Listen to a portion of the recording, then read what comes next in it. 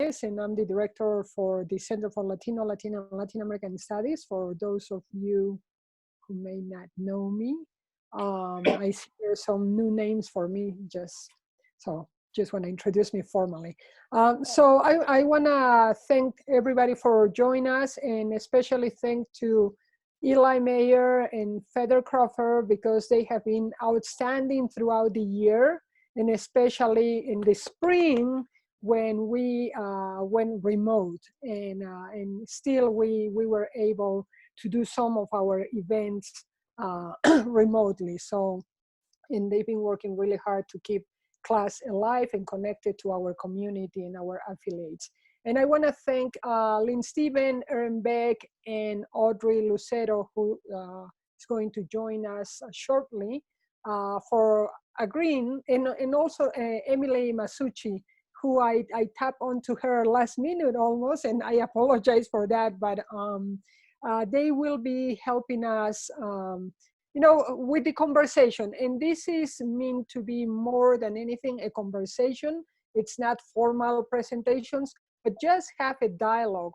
How can we continue with our research given the circumstances of COVID-19, the different restrictions and new policies that the university is setting in place, and also the fact that we may not be able to travel abroad, which is the work of most Latin Americanists, right? For those of us doing research in the U.S., it presents different problems, but for others who are traveling or who normally travel abroad, it's also different. So this is meant to be more as a conversation and sharing ideas of how can we go about our research in this time of the pandemic. And Audrey, thank you for being here and for agreeing to join us in this conversation. So I don't know who would like to start sharing their ideas, maybe Lynn or Erin or Emily or Audrey. I'd be happy to start. Okay. I have a couple of links that I'm planning on just adding to the chat screen. So for people out there, if you want to open that up, that way it will be easier to see.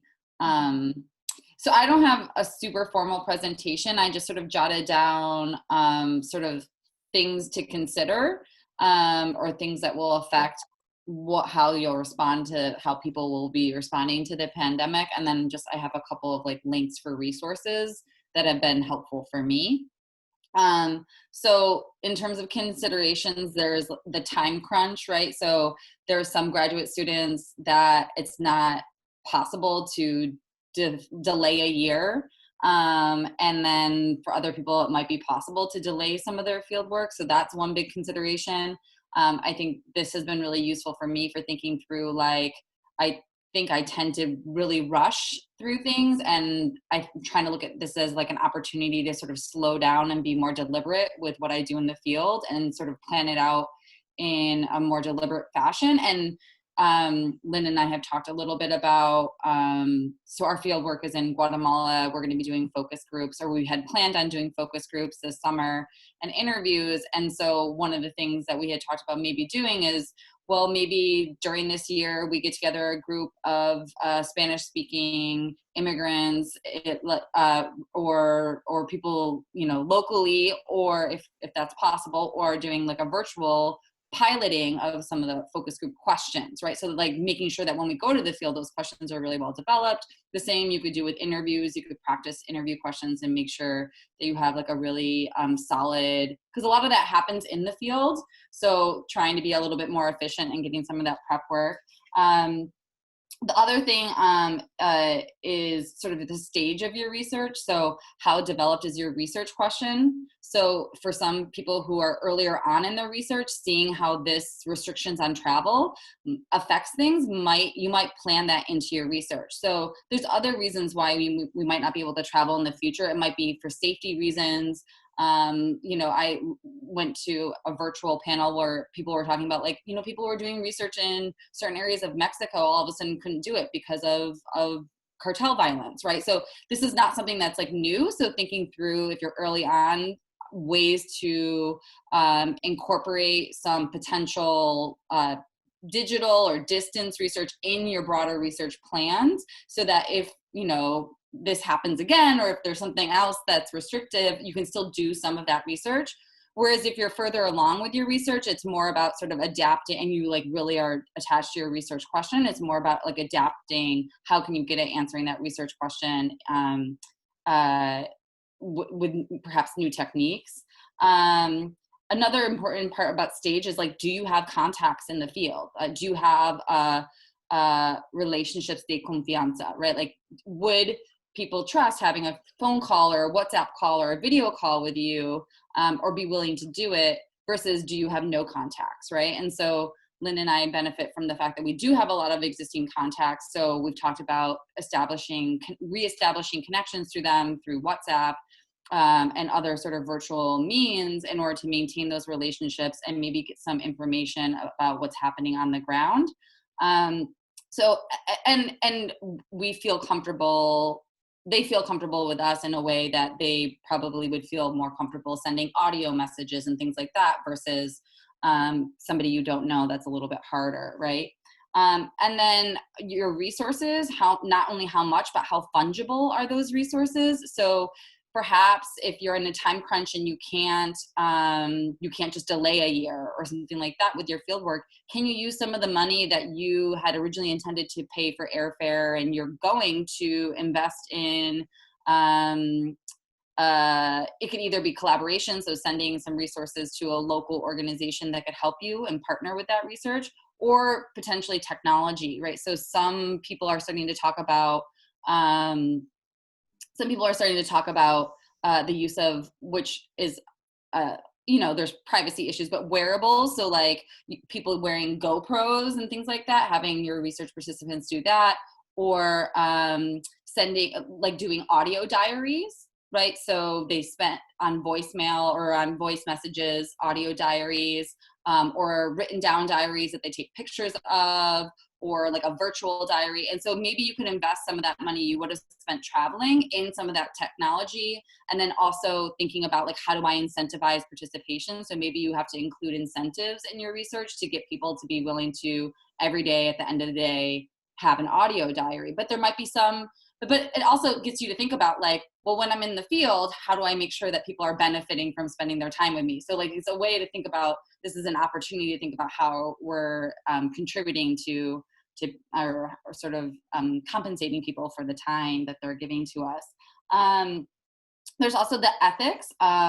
So like I said, there's potentially opportunities for people to think about trans-border collaborative research in a way that is maybe forced right now, but might be useful down the line, right? So rather than going and doing the focus groups ourselves, like it could be we hire an organization or work with an organization, and it's more about collaboration, right? They have things they're interested in, we have things we're interested in, and they're in the field, and perhaps they might be able to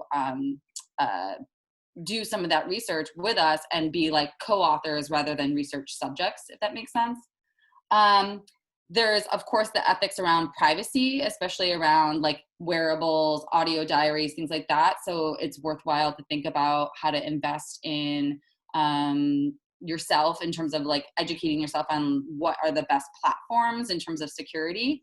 The other thing is thinking about this as a potentially opportunity. Some people are bored, right? Some people are stuck in the house. They have extra time.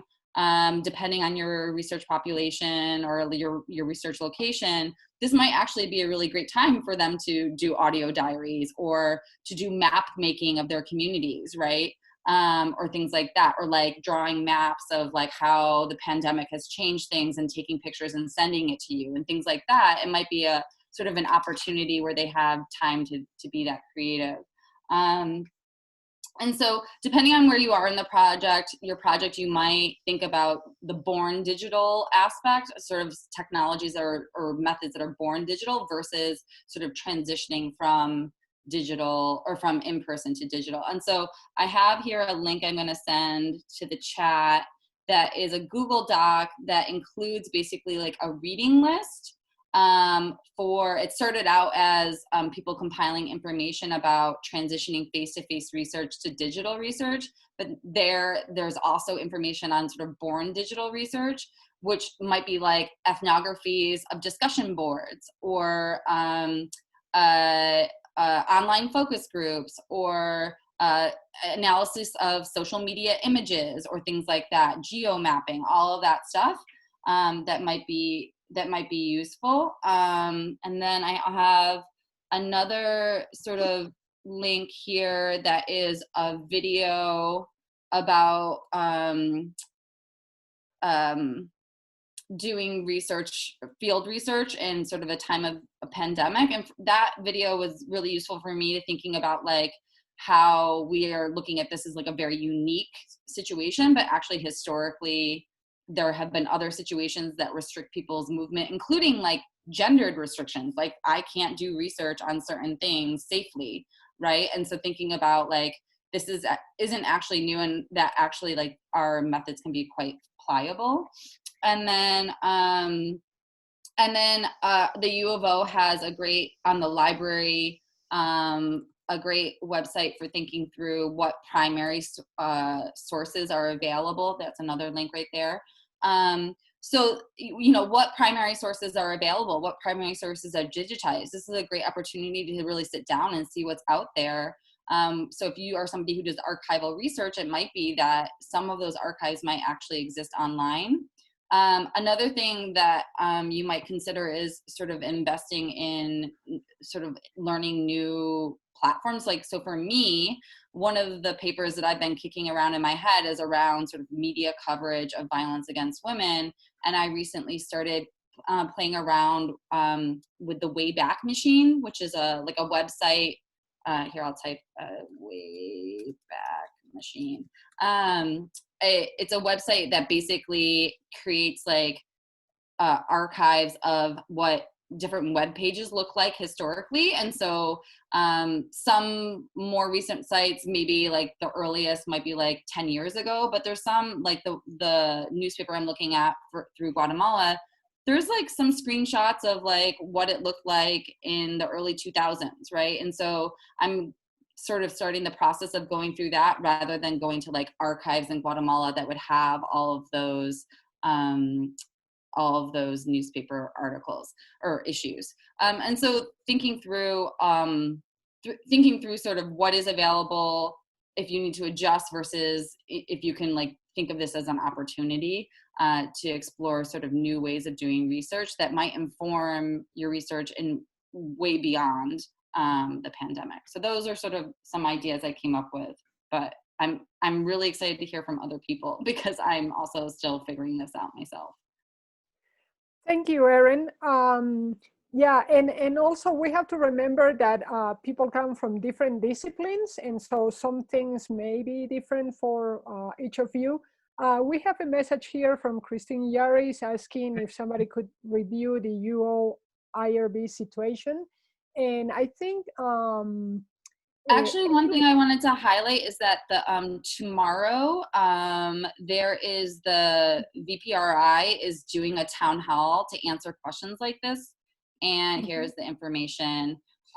So there's one from 10:30 to 11 and one from 11:30 to noon, I believe. And I think the second one is more focused on human subjects research. So I don't, so anyway, go ahead. Yeah, no, that's a good reminder. That is a very good reminder. So you know, also BPRI and other units on campus are doing this kind of thing. So we should be tapping to the different information that we are gathering. So I would like to invite maybe Emily, because you actually you have been working on this and adjusting your project, right? And probably you have contact with IRB precisely to do these changes. So maybe if you want to go ahead and talk from the perspective of a graduate student, how you are adjusting your research. Yeah, so I'm actually sort of just in the preliminary stages of amending my IRB protocol. I actually submitted the amendment just yesterday. And I've gotten the email that they received it, but I'm not really sure. I think Lynn might have more information on the specifics of IRB in this context. I don't know if maybe she wants to speak to that. Okay. I can. Why don't you go ahead and continue? Okay. So my name is Emily. I am a doctoral candidate in the Department of Anthropology, and I use ethnographic methods to understand the issue of gender-based violence in Rio de Janeiro, Brazil. So, you know, things in Brazil are pretty not great, and I'm sort of thinking about how to alter my plans to be able to start some form of research, even remotely.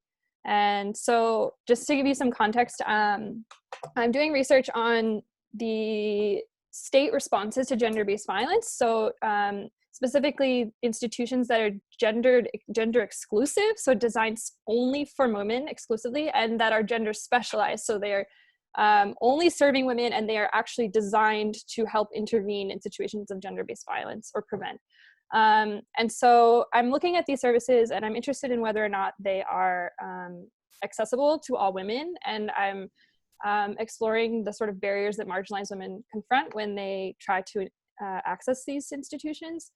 And so the project was sort of designed in 2 phases, where I would do participant observation and spend time in the institutional settings. And then I would sort of phase into a second portion of the research where I would spend time in marginalized communities, looking at their community organizations and how they actually sort of experience and conceive of gender-based violence, and how that may or may not align with how the state is creating resources for them. And so, as you can imagine, that plan is totally not viable in this context, not only because I would be working in government settings, which are not accessible unless you're physically there, and people are less forthcoming over Zoom, but also because my most important research, people with which I would work, are not really necessarily accessible via technology. And so I had to really think about how to reorganize my plan. And so to sort of cut it short, I'm sort of thinking about how to spread my work over 2 years, and maybe the first year being remote and the second year moving into a face-to-face, hopefully.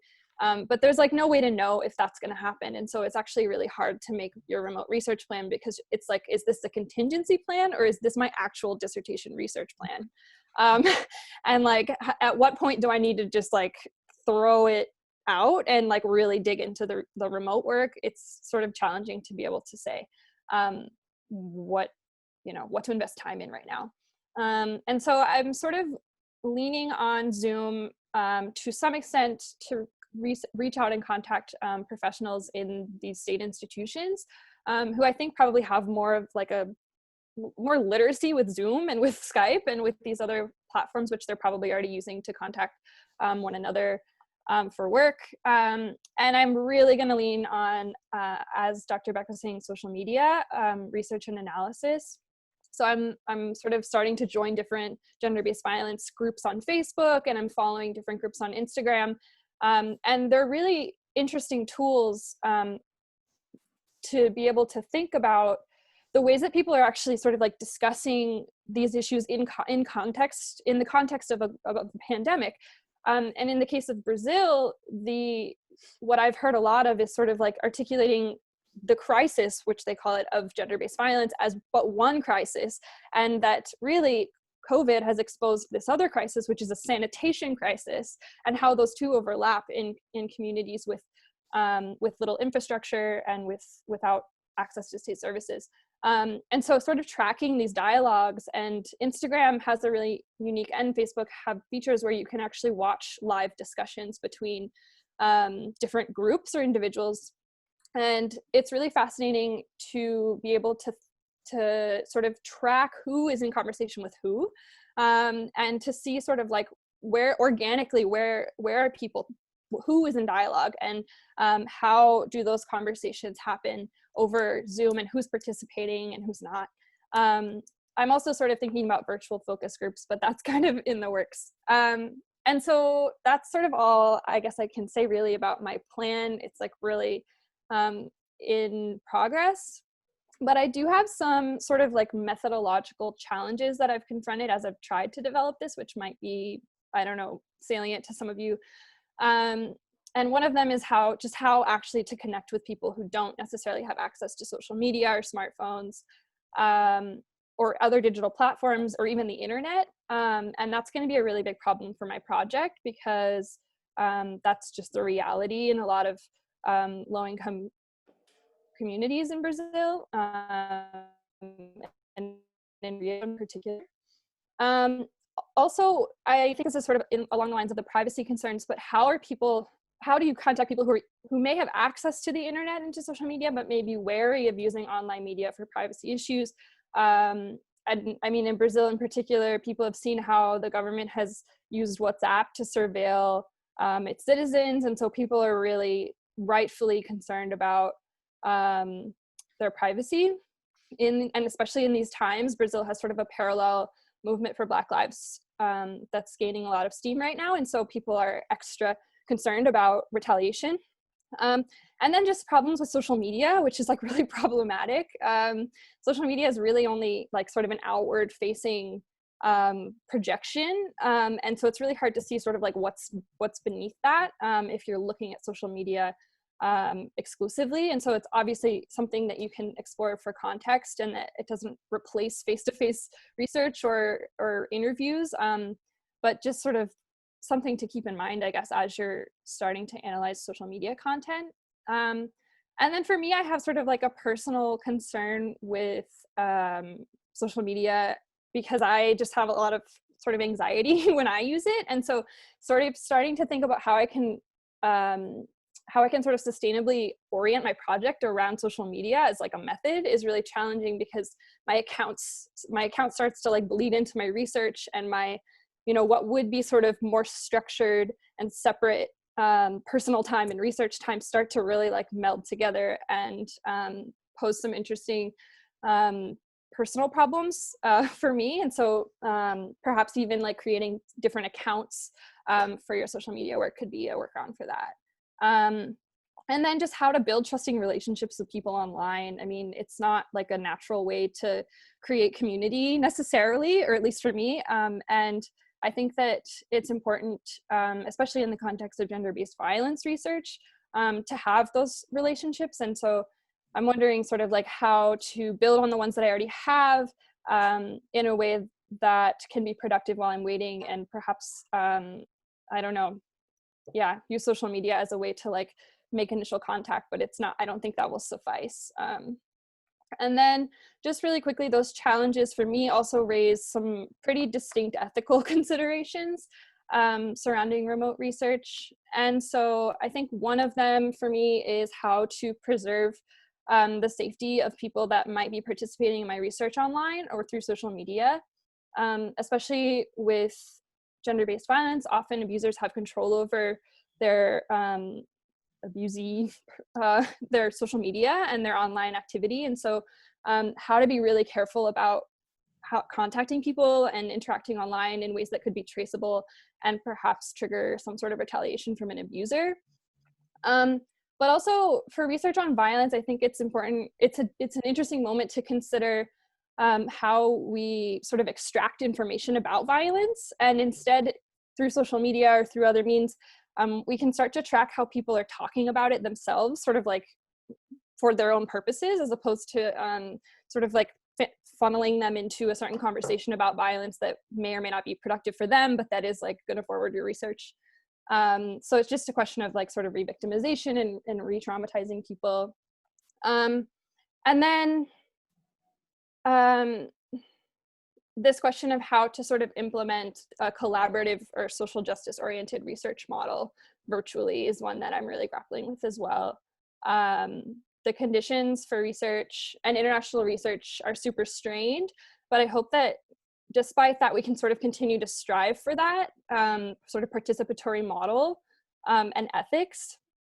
And so I think all of this sort of like puts me in this place where I might just be waiting. And as Dr. Beck raised for graduate students, that's a really challenging thing to do and not necessarily even an option for a lot of students. Funding situations are really up in the air, both sort of internal funding, but external funding as well. I know in anthropology, the winter grant, which is one of our biggest sources of funding, the deadline was just canceled this spring. And so people's progress is certainly going to be impacted. And in my conversations with a lot of my colleagues, people are really seriously concerned about that, and haven't really felt super reassured by the university that we're going to be okay. And so I think that that's sort of another conversation that's maybe slightly tangential, but that kind of feeds into this, is that while we're sort of all grounded here, like how can we push back on some of those institutional funding structures that sort of suffocate really a lot of graduate students, and sort of force us into making these alternative plans from a place of fear that we're not going to finish, as opposed to sort of a place of care and thoughtfulness, to be able to be ethical in what we're doing, but also to produce useful knowledge.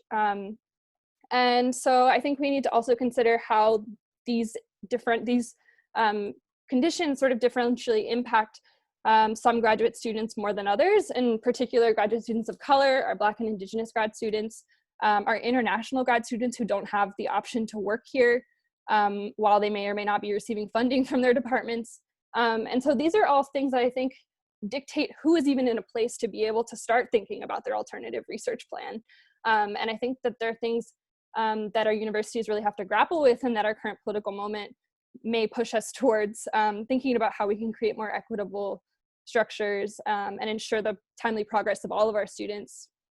And finally, I think that this might be a time too to perhaps grapple with the implications of doing international fieldwork in the first place. With global climate crisis, it's sort of increasingly possible that international travel itself is going to become an ethical problem. And so I think that coming together like this, as we're doing now, to discuss these strategies may even become like a new norm. But I'm really excited that we're here and that we're taking the time to talk about it and to build maybe, I mean, it might be sort of like an enduring methodological paradigm, this like remote online virtual research. And so I think that these conversations are going to become really important moving forward. Thank you very much, Emily. That was really good, and you made very good points. So Lynn, would you like to, Sure. to go? Okay. Thank you. Thank you very much. Yeah, I'm Lynn Stephen. I'm in the Department of Anthropology, and as a researcher and a person, obviously speaking from a very privileged position as a tenured faculty member. My research is sort of in three different contexts. One is a project I'm doing with Erin Beck about gender violence and access to justice in Guatemala, where we were going to be interviewing police, community authorities, men and women in indigenous communities, and also Guatemala City. The second is ethnography and immigration court, which is currently closed. And the third is actually a brand new project I was just on a meeting with, which is part of me rethinking and dealing with that question of how does being in a pandemic, an anti-racist, anti-police violence, anti-white supremacist moment in the country, how does that make me sort of think my work and all of the inequalities that, that have been kind of ripped open. So the third context that's kind of evolving by day is a survey of agricultural workers, farm workers on the West Coast that's driven by farm worker and community organizations, with the idea of pumping money out to those organizations for their staff, also for essential workers, and then getting data through a big phone survey done by people in farm worker organizations to write policy statements and sort of pressure different kinds of governments. So I guess the first thing I always think about is, how is this moment sort of affecting that research? And Erin spoke quite a bit about the context in Guatemala. I think we're incredibly fortunate, and for grad students starting out a new project, this is the huge challenge. Is in all these contexts, I already know people. And we've been working in Guatemala for 5 summers.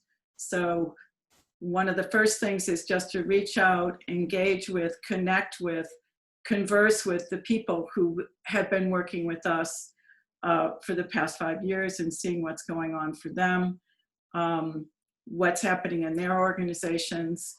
Are there possibilities of collaborating? And what would that look like? Are there ways that we can funnel resources to them again at a time where, you know, budgets are being cut everywhere? I also have been thinking a lot about the total context that we all work in and the care work that we do, whether that's elder care, child care, caring for your neighbors, caring for a wide range of people, and for women and people of color, absorbing that caring for others in much greater quantities. And I thought a lot about bringing my own kids to the field every summer, you know, for like 16 years. And I was trying to imagine being home with small children, trying to face, you know, or, you know, an elder parent or anyone, you know, with all of these other political, personal care obligations and how that impacts our research. So I feel like that's really important to acknowledge for all of us, but also for the people who we're partnering with and all the increased demands on them as well. Whether, you know, I mean, I've been in conversations with farm worker and Latinx organizations, and they're all now going to be involved in educating the public. And there's $30 million the state is allocated for agricultural workers, but there's an education campaign, and there's same organizations who we might research with have extra burdens too, in terms of caring for their communities. So I just wanted to mention that.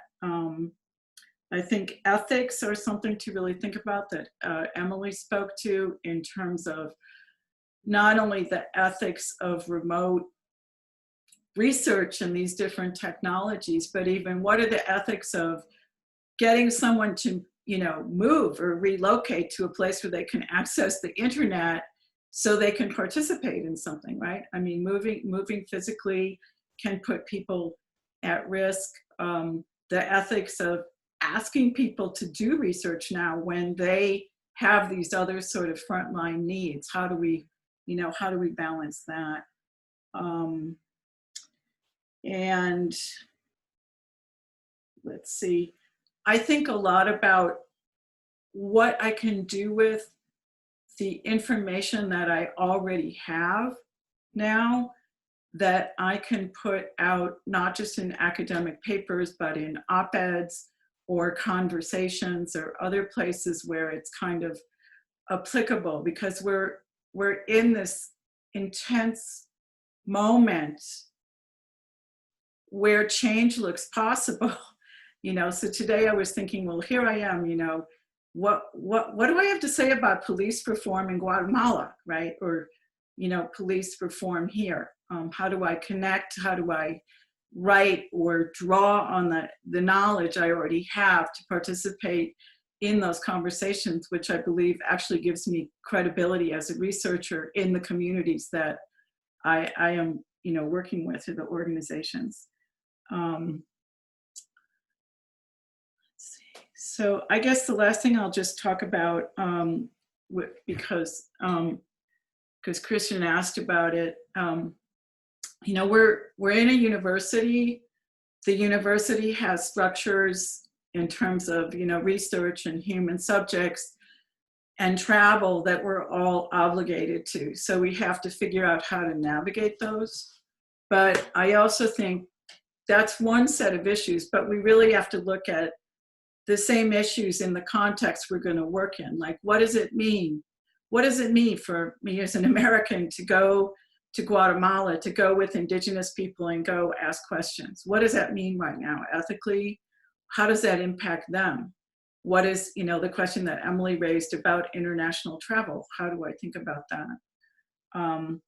So I think we can think about what we have to do in terms of amendments and reporting and human subjects to satisfy our own institution, but we have to ask those same questions sort of in the context that we're working in. So I submitted a research plan. The university has designated sort of different phases. We're in 0.5 now, and we'll be in 1.0. So I wrote a research plan that included Emily, all my grad students, what they were doing.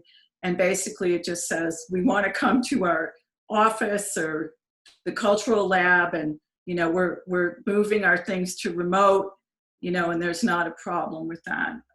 If you already have human subjects approval and you want to add a remote method to that, if it's a one-off or a two-off thing, like if I wanted to do 2 remote focus groups with any of the groups of people under a protocol that was already approved, I could report that. It's called an event.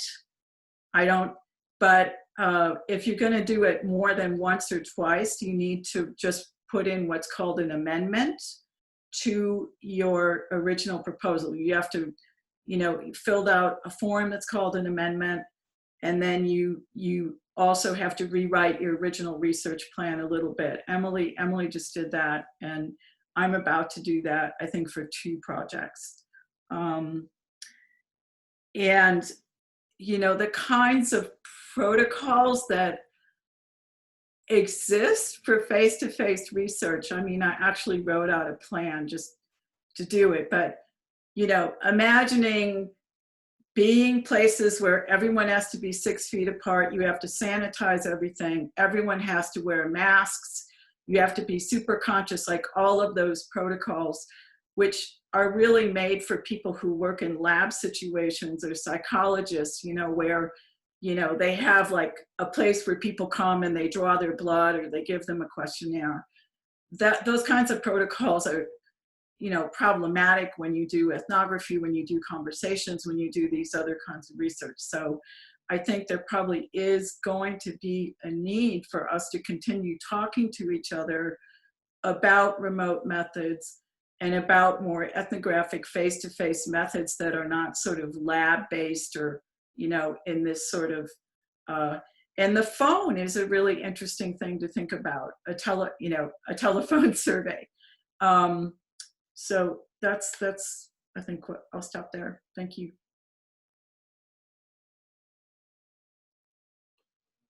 Thank you, Lynn. That was really good. You raised really good points and made good contributions for everyone.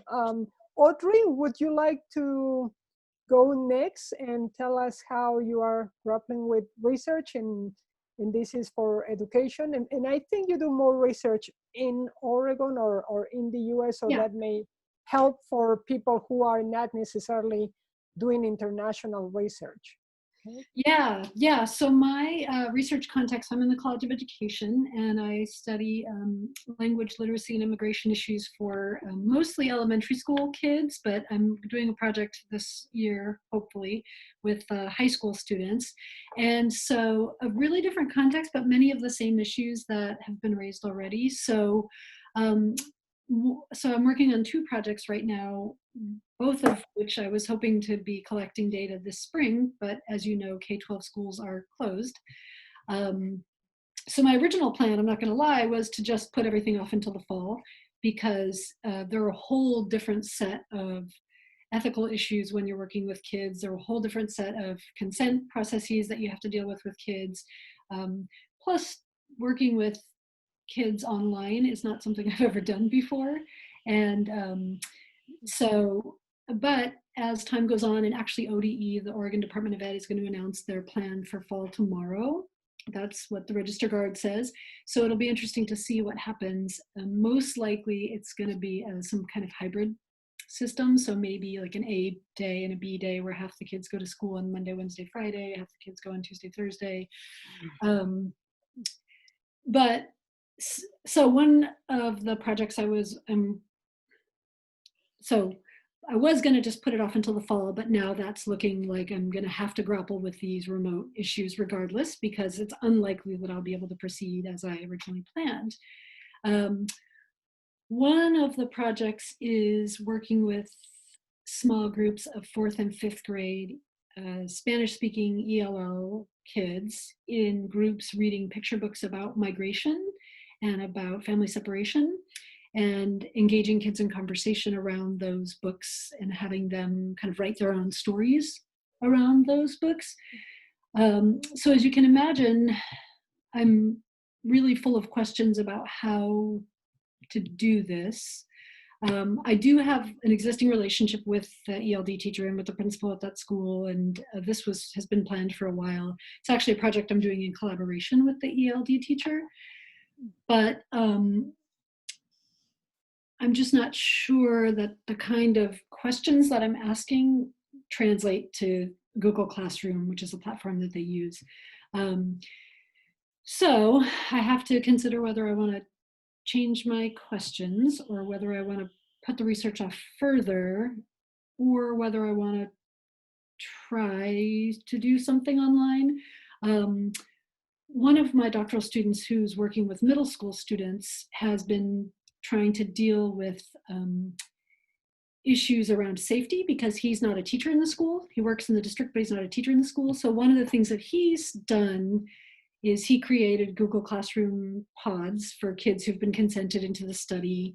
They can join the Google Classroom, and he also has invited administrators at the schools to join, so that he's kind of covering his own bases, right? Like anybody can see what's happening in this space, so that if there are concerns about this, adult male who's not known to the kids, being in conversation with them online, then they can, he made it available to teachers and administrators who want to join that Google Classroom space. So that's a possibility. The other project I'm working on is a survey and focus group study with high school students who identify as transnational or being from immigrant families. And that's a project that I had received a grant to do around the state. So focus groups with high school students in 4 places around the state. It's like Hood River area, Portland area, Medford area, and Eugene. And we were really just at the recruitment stage of that. So the survey link we were able to distribute at the Raíces Unidas conference at U of O in February, but we were also going to distribute that link at the Cesar Chavez Leadership Conference in Monmouth, which didn't happen. And we were going to distribute it at the Ethnic Studies, K-12 Ethnic Studies Conference in Portland, which also didn't happen. So part of what I'm struggling with there is recruitment, because like many of you, I have some connections. I mean, I work in a teacher education program. I have, administrators that I know around the state, but kind of to what Lynn was just saying, well, both Lynn and Erin, I kind of feel like this is a good time to send that link to high schoolers, because a lot of them are home, right? They've got 15 or 20 minutes to fill out the survey about their experiences as transnational students in Oregon high schools. But I also feel like, okay, is this the time to reach out to those administrators who are completely overwhelmed with virtual schooling and trying to deal with thousands of kids who don't have access to internet, or don't have, food to eat at home, or are not in safe situations, or, all of these things that are happening that make me concerned about reaching out to administrators right now. I feel like they're just gonna, shove me off as like one more thing. The other question, this is just really a question. I don't know if any of you have done online focus groups, because I'm really hoping to be able to travel to these research sites in the fall. I haven't recruited for those either. And it's okay if those are in the winter, but because I don't know these kids, and I'm hesitant to do online focus groups. I like the idea that one of you mentioned, I think maybe it was Emily, about maybe having them do like online journal entries, or like online stories that they would be willing to submit to us in place of focus groups. I don't know if any of you have experience with online focus groups, especially with high schoolers. So we're talking 14 to 17 or 18-year-olds. But those are kind of things I'm grappling with, is like how to do this work with young people who are, considered minors by the state of Oregon. So there are lots of privacy issues, there are lots of confidentiality issues, there are lots of just relationship issues. I don't have a relationship with kids in these communities, and I don't even have really strong relationships with their teachers or principals, mostly just at the state level administrator level. So that's where I'm at, surveys and focus groups and literature discussions with little people. So I came with more questions than ideas, to be honest. Audrey, I wanted to note that Google Doc that I sent has references on online focus groups, and there's also a woman on there early, it's like higher up on the thing, that she's posted 2 videos on doing story completing and storytelling as a research method, and like map making as a research method. So I haven't done those personally, but there's some good resources on there on those 2 issues. Thank you. Yeah, that's a really helpful link. I've not had a chance to look at it, but. Yeah, I don't know if is Tim or Herrera still here? No, I think he left. Tim is he's been doing work with Huerto de la Familia and a couple of other groups in Oregon, and one of the things that he's been thinking about is a combination of sort of a survey that people can do, but also with a voice application, so they can actually answer the questions orally instead of just typing them in as a sort of hybrid, or a text-based, but with space to record answers as well. Not that that's a focus group, but again, trying to think creatively, but that assumes, of course, that people have like a computer. Or even if they just have like a smartphone, like I said it in the chat, but Signal has an option where you can do and it's encrypted, so it's a pretty safe platform, and so you can do like audio messages and things like that. And actually, one of the things I wanted to say, Audrey, is that the benefit of your research population, I mean, there's all issues around access, but I do think if any population is going to feel comfortable having conversations virtually, it's probably a younger population. And so rather than seeing it as, it could be an opportunity to explore these venues that they actually might feel more comfortable talking about certain things over an audio message than in person, weirdly. Yeah, it's true. And we did put in our protocol the possibility to do interviews with students, individual interviews, if they didn't feel comfortable talking about these issues. And because you might imagine in some of the smaller communities with fewer immigrant populations, I mean, we chose strategically the districts based on to get high concentrations of transnational students and lower concentrations. And students in some communities might feel more comfortable in an interview or one-on-one setting than in a focus group. Or a discussion board where they could talk to each other over time, and you could sort of do an ethnography of the discussion board to see those dynamics. That it's something that's also on the Google Doc. There's some Facebook ethnography, Facebook group ethnographies and things like that you might consider. Yeah, that's great. Thanks. Bronwyn? Yeah, I was going to mention a couple things came to mind. If you need a data management plan for your research, the data services department in the library can help with setting that up and documenting it.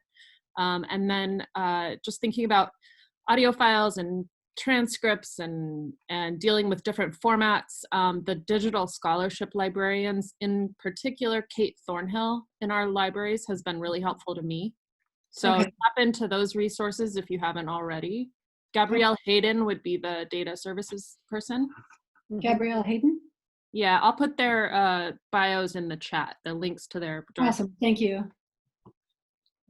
See, I knew I came to the right place with my questions. So, so that now is open to everyone to participate, to ask questions, or maybe just share what you are doing. Besides our panelists here.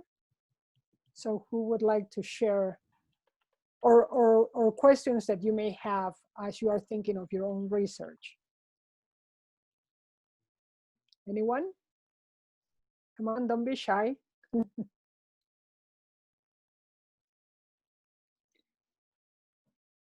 So I have something to share in terms of what we are doing in journalism, because obviously we grapple with some of these issues, not necessarily on the side of research. I mean, research people in media studies have to be doing research similar to what we are discussing here. But in terms of,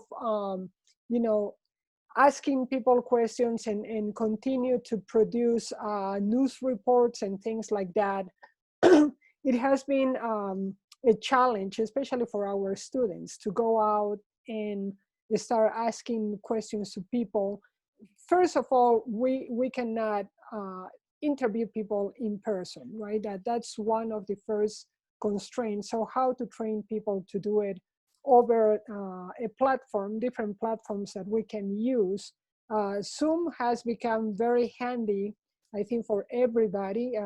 Lynn and I just finished our Latino Roots class, and most of our students, if not all, I think there was only one or two of them who did in person, if they were not their families, because we had students who work with their families, so they could interview in person and go through the different modes that we normally do it.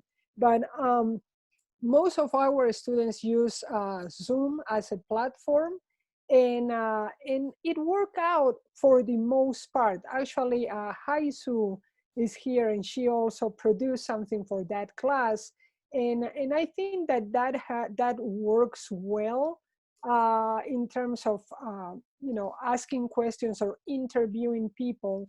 But again, there were challenges in terms of access to the internet, and I think that would be one of the biggest challenges for most people doing remote research, right?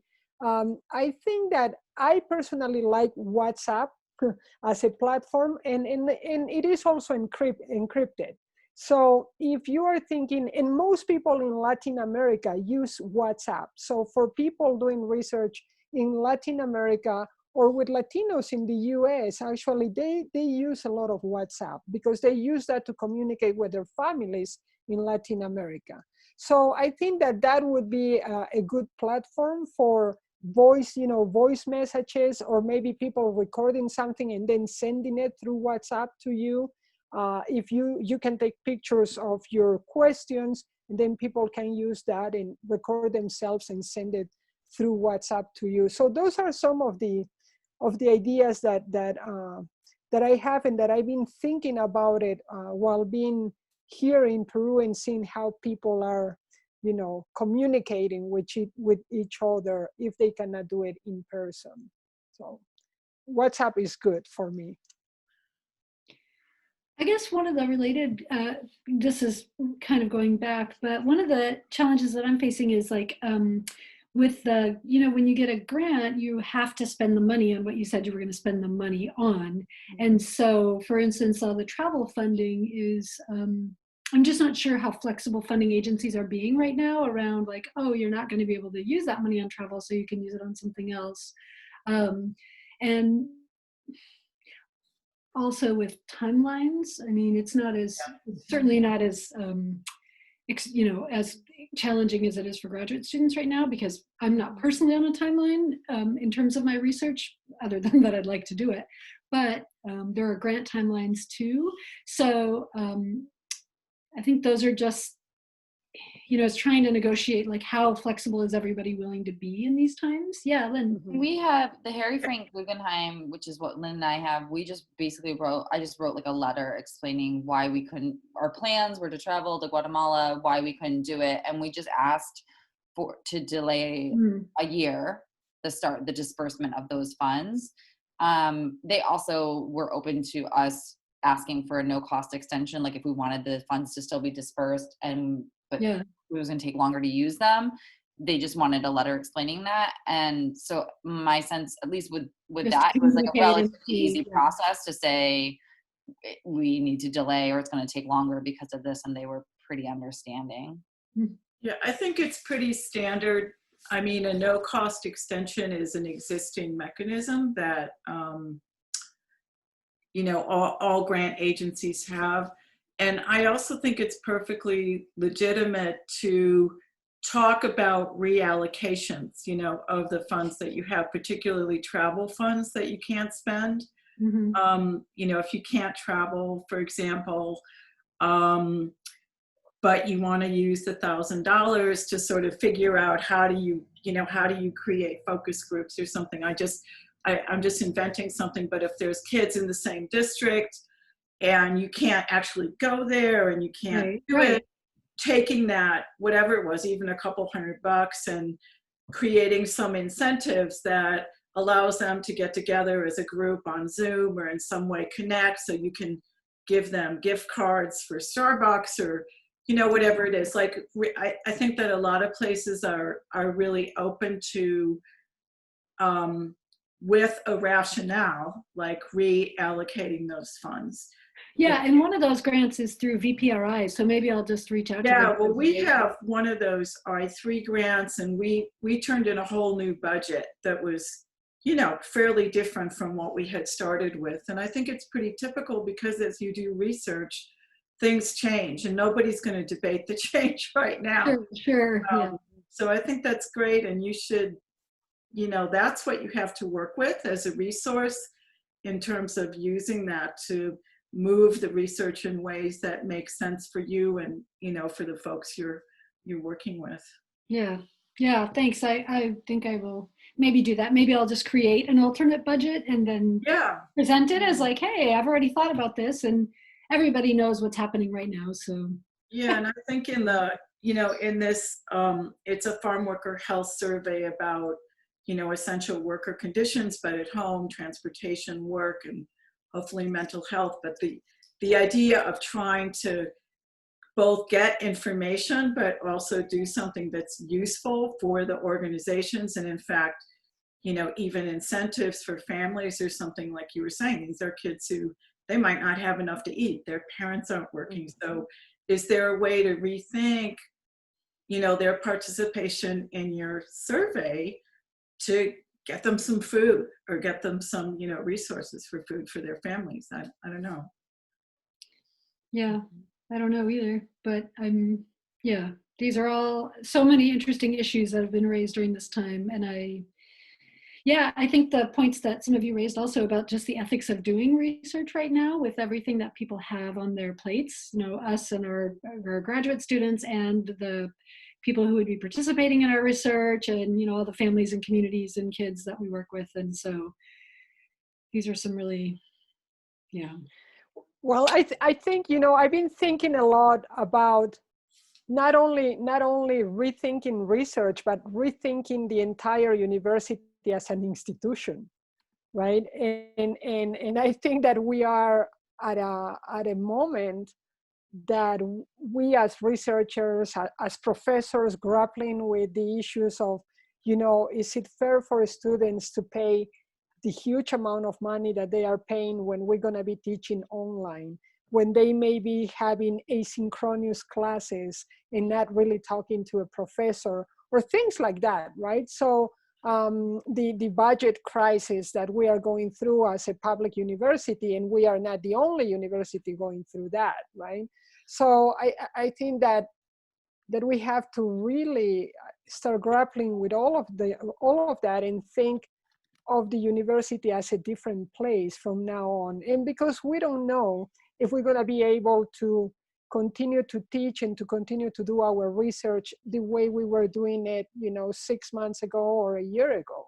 I mean, we don't know how the future is going to be, and not only because of COVID-19, but environmental issues, right? I mean, traveling around the world and spending all this money in research, and what is going back to those communities, right? It has been good for us, but what is going back to those communities? So I think that generally, as bad as it seems this moment in history, it's the right moment to think about those issues. You know, how do we transform research, and how do we engage people, especially abroad, but also domestically, because we are working with marginal populations for the most part. How do we engage with them in a more collaborative, more equal basis, more inclusive into the research that we do. And the university as an institution, how can we transform that institution and make it better and more inclusive and less profitable oriented as it has become, right? But a place of knowledge. Yeah, we have to push for, I'm thinking of Emily, and ISU and, folks who are just starting out, it's also about changing the way you're evaluated on your research and what is productivity, right? And what does this mean? And I think people are thinking about this like, oh, we're going to give people, untenured faculty and grad students, we're going to give them 2 more years and then everything will be okay, it will just return. But in fact, it's not going to return to normal. International conferences are not going to continue to pull 3,000 or 5,000 people flying around the world. First of all, no one is going to have the money, but for different, ethical issues, they're going to be hybrid, they're going to be more regional. So that's going to affect our research too, so I think these questions are really important, but we, at some point we're also going to have to change the rules in the academy in terms of how we are evaluated. Because even right now, we get messages about, we get it, you're doing all these things, how can we support your research? But then questioning what is research itself and how do you measure if it matters, if it has an impact? I feel like all of the engagement, the collaboration, these things we're talking about, those are invisible. It doesn't register on impact, right? The only thing that registers is the citation count that you have, what journal you publish in, or what book. I mean, that's true, not even our teaching, which is actually what most of us are spending 90% of our time doing if you're not on sabbatical or on leave, right? You're teaching. And that's going to continue into the future. So, how do we bring these things that we care about in research into our teaching, but how do we also push back in terms of saying, this is what it takes to do research, this is what it takes to do teaching. We want to be evaluated on that, not these norms that, they're like 100 years old. They're really, they're antique. Well, I think that we can push and we can push back. And if we start producing research where we talk about what we go through in order to produce the knowledge that we are creating, right?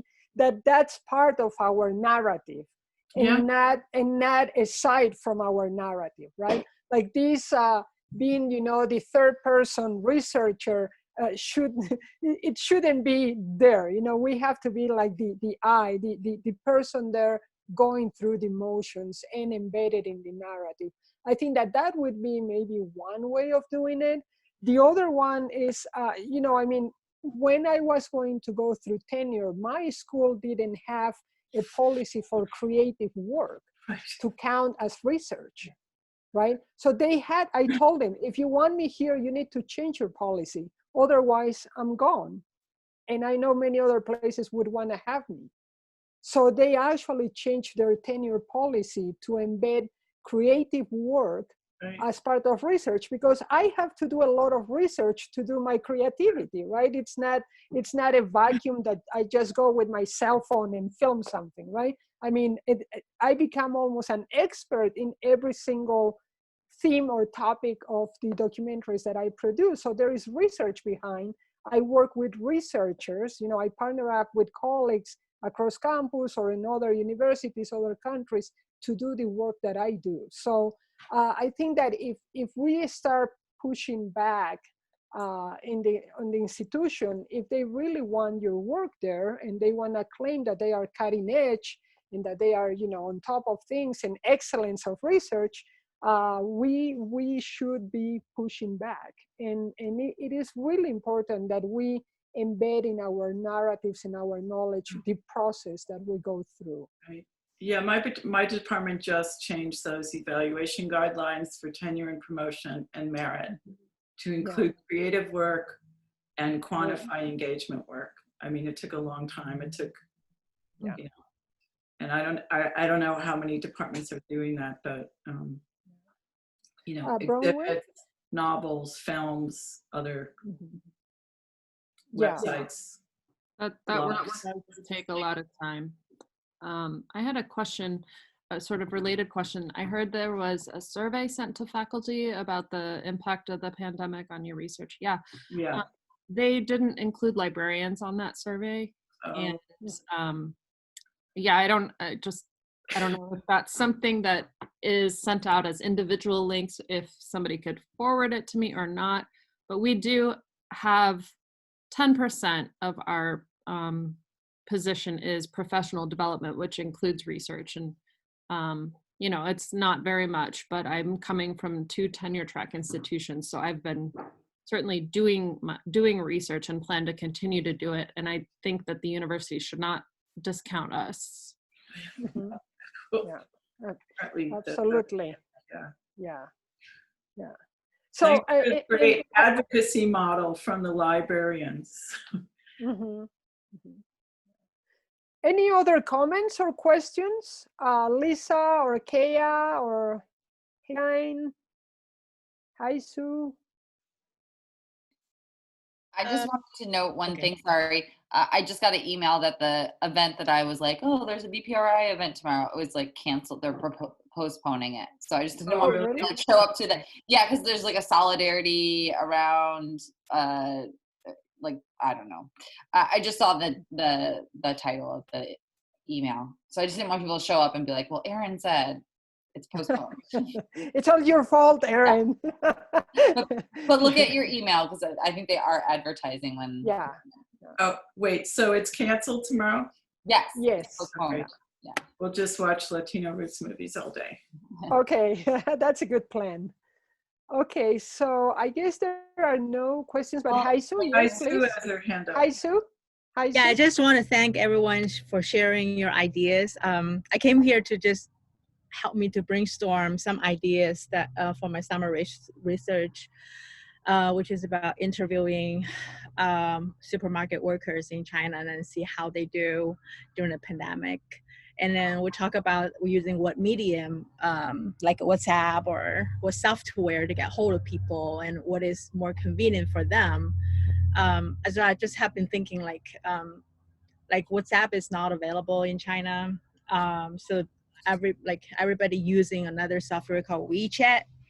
And I was thinking, okay, so we talk about on WeChat, then how are we going to record it if we want to? So then I just kept thinking like if there's any link between Zoom and the WeChat. And then I thought about actually our iPhone can record things automatically if we, pick a button. So that's one solution. And then basically just how to get a hold of people. And then during the interview, I think I'm reflecting what Lynn mentioned, that what does it mean for a person like me interviewing the workers over there and how they would perceive this conversation. And then I think about self-care. I think I talked with Emily and Lynn a while ago, talking about our own self-care when we go doing research, even if it's online. Then there's a lot of challenges for us as well. For example, like if I interview people in China, there will be a time difference. Then how does that work with my schedule here? When a certain thing needs to be happening in the family, then I can't be there. So I just need a series of arrangements and just basically mentally prepared for the work. So yeah, so this is really helpful. With WeChat, are you able to like send voice memos and things like that, like you are with WhatsApp? What exactly? I'm not sure what exactly voice memo is. Essentially recording.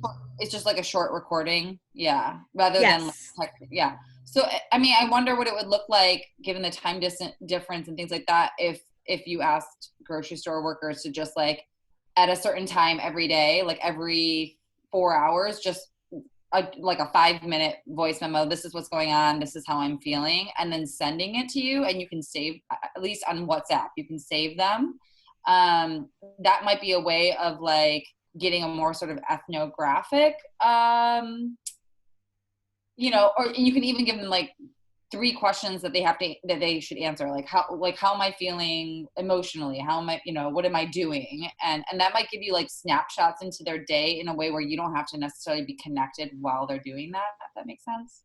Yeah, that's a great idea. I think WeChat has a person can record 1 minute per time. Yeah. So that would work. And then I was thinking about how to give them incentives, like motivate them to be able to do it, because they're spending their time, and then, you know, they have to work, make the, you know, really low wage. Yeah. So yeah, that'll be something I need to talk with my PI professor about this. Yeah. So Haisu, did you already have the people that you'll be interviewing? Did you reach out already to Chinese folk working there? With the people I would be interviewing this summer, I have not.